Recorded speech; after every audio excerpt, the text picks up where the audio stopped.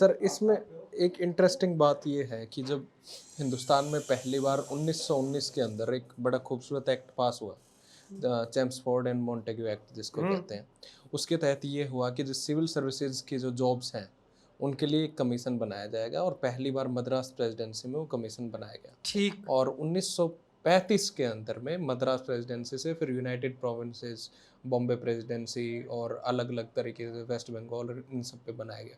और वही कमीशन हरियाणा में जब हरियाणा बना तब डेवलप हुआ। अब इस कमीशन के साथ जिसको आप हेरा फेरी कमीशन कह रहे हो, एचपीएससी, इसके साथ प्रॉब्लम 3-4 ये हैं कि एक तो यहाँ पे पॉलिटिकल अपॉइंटमेंट्स होते हैं, पर्टिकुलरली जो चेयरमैन होता है उसका, वो खुद ही पॉलिटिकल अपॉइंट ही है। हाँ, पॉलिटिकल अपॉइंटमेंट्स होते हैं और उसके मेंबर भी सरकार ही मेंबर भी सरकार हाँ, के, हाँ। तो उसमें आप करीबन करीबन ये मान के चलिए कि 90% जितनी भी सरकारें रही हैं उन्होंने 90% उनका इन्वॉल्वमेंट उसमें था कि करीबन करीबन उनमें कहीं ना कहीं झगड़ा, कहीं ना कहीं वो अपने खुद के लोगों को वहाँ पे नौकरी लगवाते थे। और ये एक बड़ा मेजर इशू 2014, 19 और 24 के हरियाणा के चुनाव में भी रहा है। तो एचपीएससी के थ्रू जो नौकरी लग रही हैं, और पर्टिकुलरली आप कह रहे हो कि वहाँ नौकरी लग ही नहीं रही है, एक ऐसा इंस्टीट्यूट जो बहुत प्रीमियर इंस्टीट्यूट था, जिसको स्टेट को बहुत अच्छे से सहज के रखना चाहिए था, उसकी विरासत ही ये है कि वहाँ पर कुछ ना कुछ गड़बड़ होती है, पॉलिटिकल तरीके से कुछ ना कुछ होता ही रहा है। तो इस जैसे इंस्टीट्यूट को अगर नौकरी हरियाणा के लोगों को लेनी है तो क्या हमारे को इसको बंद करके नया इंस्टीट्यूट स्टेब्लिश करना चाहिए या फिर इसी में रिफॉर्म्स करके कुछ नया निकालना चाहिए? नहीं, सवाल बंद करने का नहीं है। सवाल ये है कि एक कॉन्स्टिट्यूशनल बॉडी है तो वो ट्रांसपेरेंट फंक्शनिंग होनी चाहिए उसकी एग्जामिनेशन में, और कोई जवाबदेही होनी चाहिए। आप चेयरमैन बन के खुदा थोड़ी हो, पॉलिटिकल अपॉइंटमेंट है, आप यहाँ पे लग गए।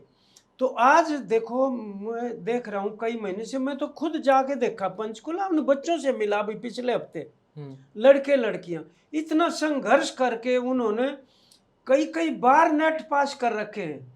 वो नेट तो राष्ट्रीय एग्जाम है, वो वहां फेल कैसे हो गए हरियाणा के उसके अंदर? एनईटी जो है, नेशनल एलिजिबिलिटी टेस्ट, और कितने ही मतलब आपने मैट्रिक करी, ग्रेजुएशन करी, एमए एमएससी करी, एमफिल करी, पीएचडी करी, नेट पास किए, रिसर्च पेपर पब्लिश्ड है, 0 नंबर। इसको कोई पूछेगा ही नहीं पूछ रहे।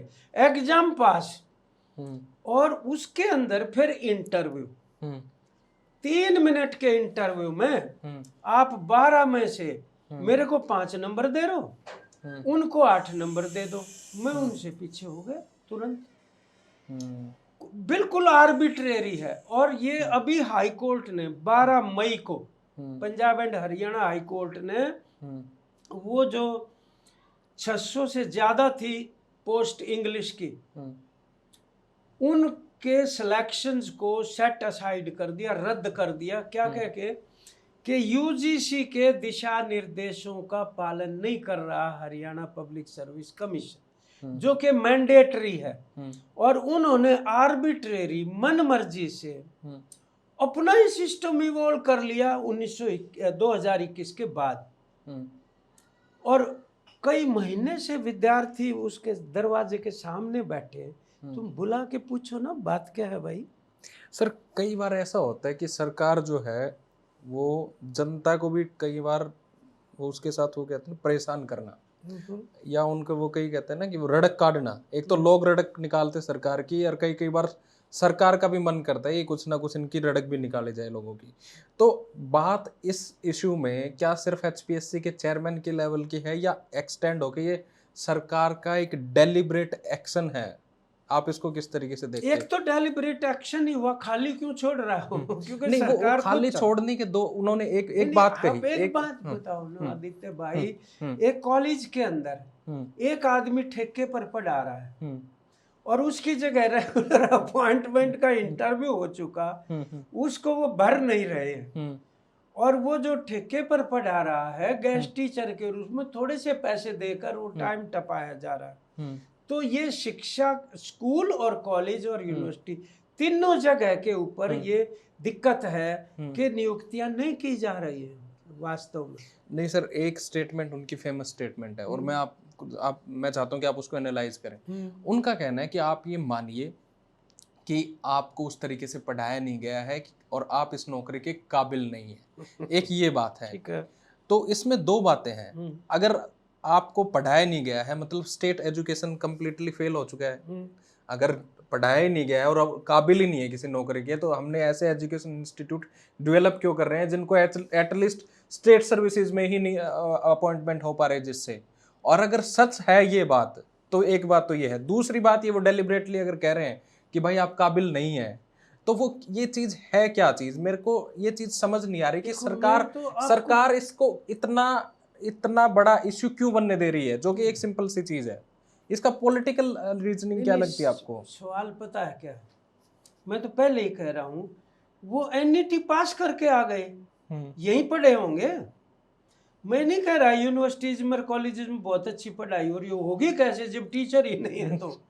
लेकिन ये तुम्हारे जैसे विद्यार्थियों ने मेहनत करके खुद, आज के दिन एक एक शहर में सैकड़ों लाइब्रेरी हैं। पहले हम लाइब्रेरी कहते थे जैसे किताब रखी उनको, अब लाइब्रेरी उसको कहते हैं जिसमें किताब नहीं है, वाईफाई है, बैठने की सीढ़ी जगह है, और तैयारी करते हैं बच्चे, दिन रात मेहनत करते हैं, तब जाके पास हुए। मैं नहीं कह रहा कि, लेकिन हमें इतना भी अंडर एस्टिमेट नहीं करना चाहिए कि यूनिवर्सिटीज या कॉलेजेज में कुछ भी नहीं पढ़ाया जा रहा होगा। मतलब हमारे बच्चे खेलों में भी, शिक्षा में भी, कल्चरल प्रोग्रामों में भी बहुत अच्छा परफॉर्म करने लग रहे हैं।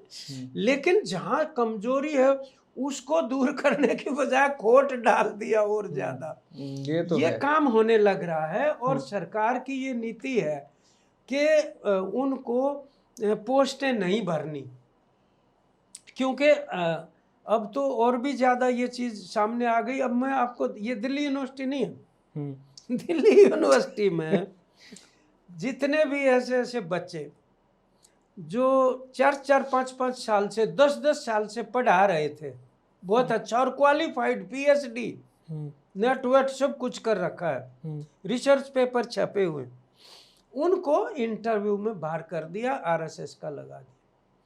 और पता क्या, मैं हैरान रह गया। एक कैंडिडेट ने मेरे को बताया, बोले मेरे से ये पूछा इंटरव्यू में कि तुम फेसबुक पे क्यों नहीं हो। वो फेसबुक पे स्क्रीनिंग कर लेते हैं कि इसके विचार कैसे, और बोले मैं फेसबुक पे हूँ ही नहीं, तो मेरे से सवाल किया क्यों नहीं है। अब उसका नाम वाम देख के फेसबुक के ऊपर, इस तरीके से क्रूअल्टी के साथ मतलब व्यवहार करना युवा के साथ, तो वो युवा कभी न कभी तो भड़के तो गा, नहीं तो कहाँ जाएगा। कोई सीमा तो होनी चाहिए ना। आपने कहा अग्रम भाई सर पर का पानी फिर गया। सर इसमें एक और इंटरेस्टिंग, अच्छा एक और बात बताऊं, आप तो इंटरेस्टिंग कह रहे हो, मैं उतने भी इंटरेस्टिंग बताऊं। देखो, एक होता है वो जो EWS होता है, इकोनॉमिकली वीकर सेक्शन, जो कम आय वाले परिवारों के बच्चे होते हैं, और एक होता है OBC का क्रीमी लेयर में। तो क्रीमी लेयर से नीचे वाले को भी सर्टिफिकेट लाना पड़ेगा, और EBS वाले को भी लाना पड़ेगा कि इससे कम आय है हमारी, लाना पड़ेगा ना।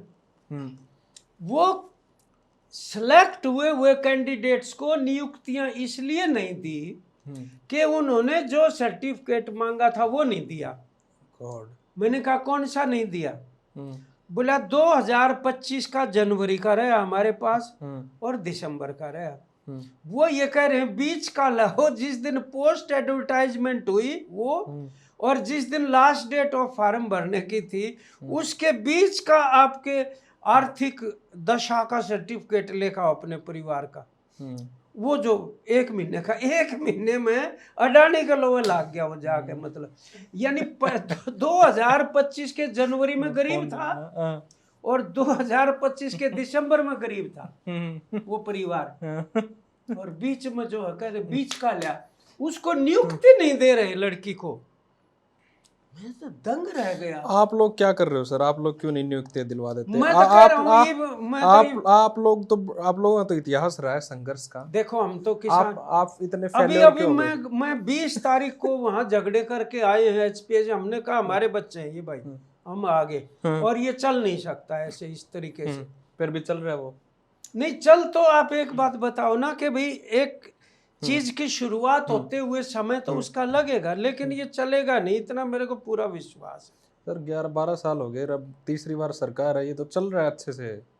अब आप कैसे कह सकते हो कि ये चलेगा नहीं इस तरीके से? नहीं, मैं आपको एक जवाब और बात बताता हूँ जो मैं इंटरेस्टिंग कह रहा था बात। वो इंटरेस्टिंग बात ये थी कि जैसे हरियाणा सरकार जो है वो पेपर करवाती है, पेपर करवाना सरकार का काम है, जैसे एंट्रेंस टेस्ट या कोई भी टेस्ट हो, चाहे स्टेट के कोई सर्विसेज का कोई टेस्ट था। मैं देख रहा था उस पेपर के लिए सरकार ने होर्डिंग बोर्डिंग इतने पोस्टर लगा दिए कि हम एग्जाम करवा रहे हैं, हम फेयर एंड फाइन एग्जाम करा रहे हैं। और उसके लिए दिल्ली से एक कैबिनेट मिनिस्टर चलकर, जो हरियाणा का मुख्यमंत्री रहा पिछले 5-10 साल, वो बंदा रोड पे घूम रहा है कि देखो एग्जाम सही होना चाहिए, बच्चों को कोई वो नहीं होनी चाहिए। मतलब एक एग्जाम जो हर संडे को ऑलमोस्ट होता ही रहता था स्टेट में, उसको कंडक्ट कराने के लिए आपने इतना इवेंट मैनेजमेंट कर दिया और ये भी बता दिया कि आप कितने गवर्नेंस के तौर तरीकों पर फेल हैं कि आप एक एग्जाम नहीं करवा पा रहे और उसको आप इस तरीके से ग्लैमराइज कर रहे हो। ये क्या है चीज? और ये चीज इस चीज ऐसे मुद्दे आप उठाते क्यों नहीं हो? मैं बोल रहा हूँ अपने मुंह से। मतलब कैबिनेट मिनिस्टर स्टेट की सड़कों पे घूम रहा है एक एग्जाम कंडक्ट कराने के लिए, और उसके बाद उसको उसका एहसान करवाया जा रहा है लोगों के ऊपर कि देखो हमने एग्जाम करा दिया। देखिए, हम भी बोलते हैं, लेकिन जो डायरेक्टली पहले अफेक्टेड है, जो एस्पिरेंट है, उसको भी बोलना पड़ेगा, उसको ऑर्गेनाइज होना पड़ेगा। और एक पॉलिटिकल चैलेंज खड़ा करना भी जरूरी होता है सरकार के सामने। यहाँ पॉलिटिकल चैलेंज खड़ा नहीं हो रहा क्योंकि कोई एक ऑल्टरनेटिव विजन जो है, एक वैकल्पिक राजनीतिक नैरेटिव अभी तक भी नहीं है कि भाई अकाउंटेबिलिटी क्या होती है, सरकार की जिम्मेदारियां क्या होती हैं। यहाँ तो बिना पर्ची खर्ची कह दिया बोला, यहाँ प्रचार खर्चा चल रहा है, और कुछ नहीं चल रहा। प्रचार पर्चा और खर्चा, पर्ची खर्ची की बजाय वो बड़ा काम होने लग गया। तो नौकरी नहीं मिल रही, बात तो ये है ना। नहीं, नौकरी नहीं मिल रही, ये तो बात है ही है, लेकिन जो मिल भी रही है वो बहुत तमाम तरह के तिकड़ में हो रही हैं।